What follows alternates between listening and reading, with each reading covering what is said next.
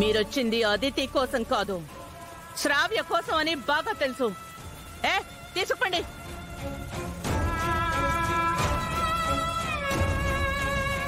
దానికి నా ఇంట్లో స్థానం లేదు. ఎందుకు లేదు? ఎందుకు లేదు? శ్రావ్య మీ కోడలు, నందు భార్య. పెళ్లి చేసుకొని ఇంట్లో పెట్టుకోము అంటే ఊరుకుంటాం అనుకుంటున్నారా? ఏయ్ నందు, మర్యాదగా శ్రావ్యని ఇంట్లోకి తీసుకెళ్ళు, లేదంటే మీ అంతు చూస్తాను.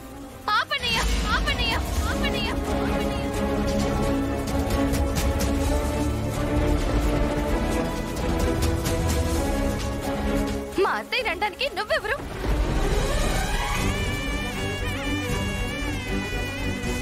మా అత్తయ్యని నా భర్తని అనే హక్కు నీకేముంది?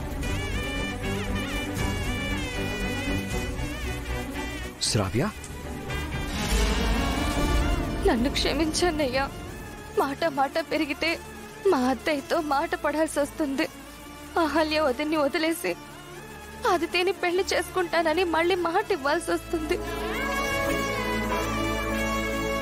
నేనిప్పుడు నీ చెల్లెల్నే కాదు, ఈ ఇంటి కోడల్ని.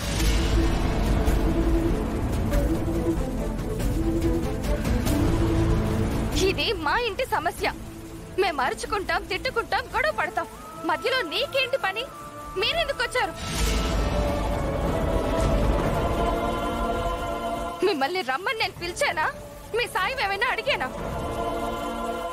నాకు మీ సహాయ సహకారాలేవి అక్కర్లేదు. నా అత్త ఇంటి ముందు నా అత్తని నా భర్తని ఏమన్నా ఊరుకునేది లేదు. మర్యాదగా ఇక్కడి నుంచి వెళ్ళిపోండి, వెళ్ళిపోండి, వెళ్ళిపోండి, వెళ్ళిపోండి.